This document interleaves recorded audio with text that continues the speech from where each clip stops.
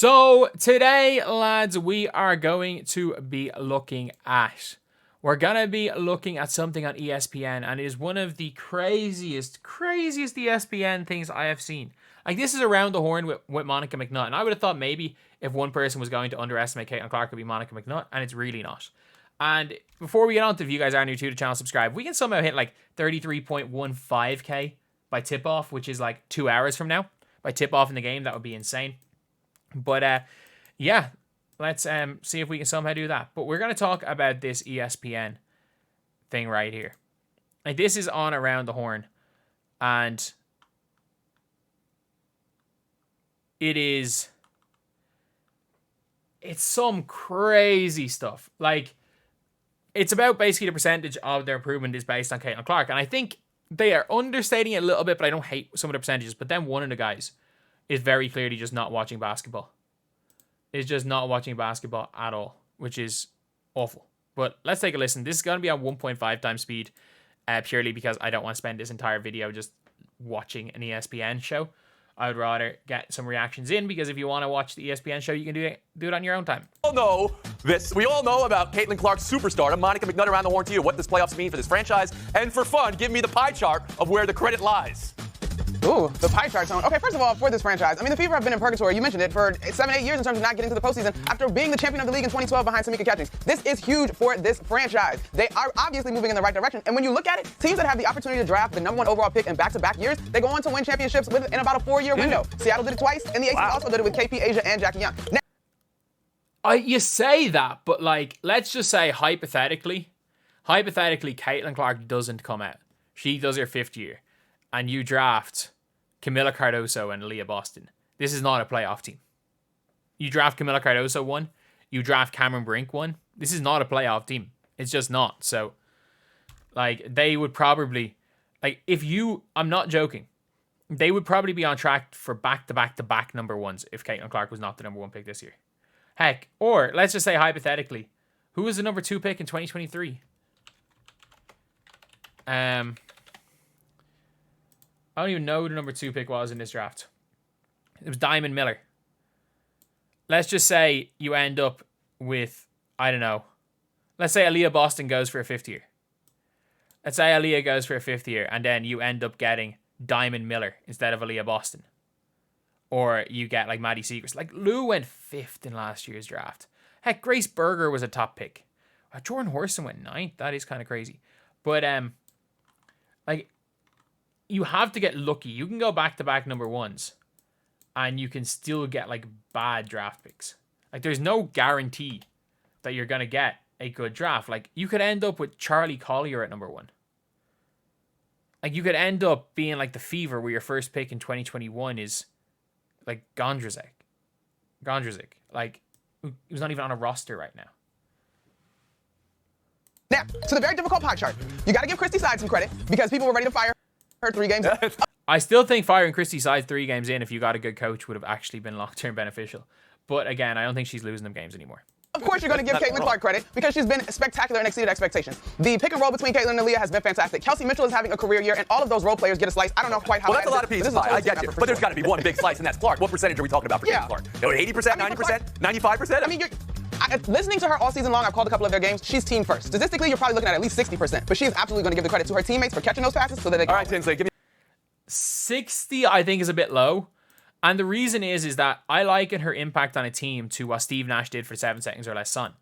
Is that I think Caitlin Clark, the player, isn't as big of like an impact as Caitlin Clark, the system. I think the Caitlin Clark system is unguardable. I think sometimes you can stop Caitlin Clark, the player, but I don't think you can stop Caitlin Clark, the system. I genuinely don't think you can stop Caitlin Clark, the system. So, yeah, like, and Caitlin Clark, the player, is unbelievable, as you can see. She is more than likely going to have the all-time record in 10 assist games in her first season. So she's 4 more in her last 6 games, and in the playoffs. So let's just say hypothetically they go 3 games in the playoffs. So she has got 9 games to do it 4 more times. And she's what? And the fact is that how many 20 points and 9 assist games she had? How many 19-point, 10 assist games she had? Like, she's either going to break the record in the first 5 games next year. She'll have the record broken in 50 games. She'll have done it in 50 games, and she'll have broken the record. But, yeah, I think because of the system that Steve Nash allowed Phoenix to play was how they went from the worst to the best team in a year as far as regular season is concerned. But I will say that as far as Caitlin Clark, the player, I would give 50%. As far as the system Caitlin Clark allows you to run, I would probably give 80%. I think they would be in that 8 slot.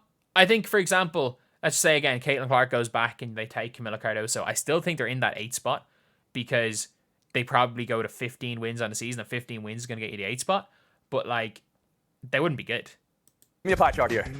Yeah, I'm going 55% Clark because this has really been a team effort. They gelled and they came together when the whole operation could burn to the ground. I know we talk a lot about the Olympic break, but this has been the 3rd best team in the league record-wise since June 10th. And since August 1st, they lead the league in points per game, 3-point percentage, and offensive rating. So, like, it is a team effort, but if you watch Kelsey Mitchell, when Kelsey Mitchell is going tween, step back long 2, I'm going to drive 1-on-5, she shoots a really low percentage.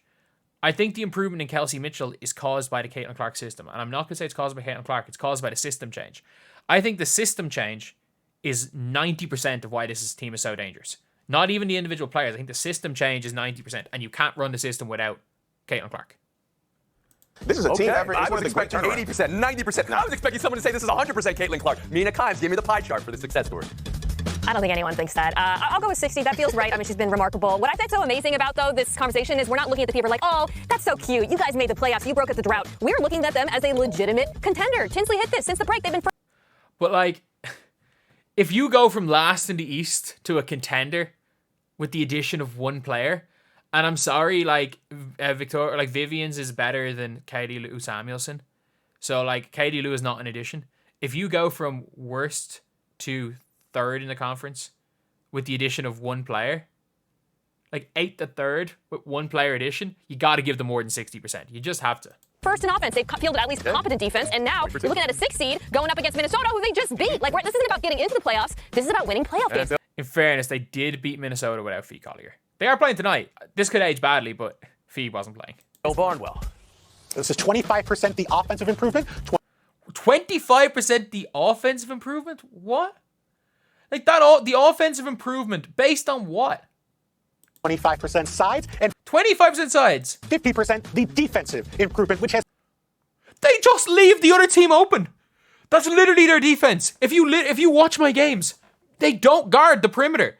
They overload the inside and pray the other team misses. That is their defense. They don't have a defensive philosophy other than pray they miss. Like, I'm not joking. Like, pray they miss is their defense. And I'm pretty sure, I actually saw a post where it's like, I think Convos or Carter actually, like, broke it down. Like, if you've been watching my live streams since the break, since that Liberty game they won. That's how they beat the Liberty, by the way. If you watch that Liberty game back, they did not guard the 3-point line. The Liberty just missed open shots. They, against the Sun or the Storm, they just missed open shots in the game. And the reason why the Storm had been cooking them is somehow Jewel Lloyd can only light up the Fever because she's wide open. They don't guard the 3-point line. They actually don't guard anybody, by the way. They're the worst defensive team I've ever seen. It is, you are going to have to score to beat us. Because they know long shot, long rebound, long break. They have not been better on defense. Teams have just shot worse wide open against them. I'm not joking. They've shot worse wide open. The only player that's a good defender, interior Leah Boston. The only good defender is Lexi Hull. And she's more so a pest than anything. She draws like 3 charges a game when she plays good minutes. She's more so a pest than she is this lockdown defender who can stay in front of people. She just makes things awkward for people. But, yeah. That is a crazy take. You're clearly, if you think not guarding people, if you think like literally leaving the 3-point line wide open is good defense, then I genuinely would question your basketball knowledge. I actually don't even think you're watching the games. Has been historic. First 9 games of the year, they go 1-8. Tony, they had the 2nd worst defensive rating in the history of the WNBA through 9 games. That's adjusted for pace. They were allowing like 115 points per 100 possessions. Not sustainable. Since then, 16-8. Their defense is 8th best in the league. That's not great, but they've gone from being historically bad to kind of okay. When you combine them with their offense, they are a significantly improved. Yes, they are. Just letting you guys know that it's a spiral effect. It is a spiral effect. The more you score, the harder it is for the other team to break on you, and the more they're in a half-court set. If you miss and allow teams go in transition, which the Fever are notoriously bad at playing transition defense, you're going to give them more shots. But if you are able to, and the Fever score more off misses. The reason why the Fever are conceding less points per 100 possessions is they are scoring more on offense. They are able to get transition points off scores. They are not playing defense. It's not even that they're bad on defense. They are not playing defense. And I'm not joking. The Fever are not playing defense. They are getting very lucky. Like, they're historically good offensively. They don't play defense. That is a wild take. It is a wild take. The Fever did not beat the Lynx. I mean, they did earlier in the year. People are idiots. I didn't know Monica McNutt was a hater. I don't think 60% is a hater.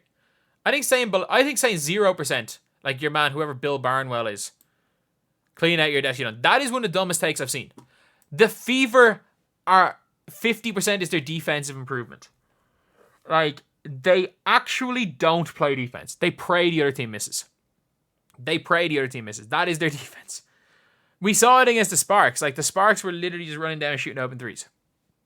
Did not matter. They got an open three on every possession. They can play defense when they want to. They choose not to play defense. It's not that they can't. They don't play defense. Anyway, that's the video. Thank you guys for watching. Please like, comment, and subscribe.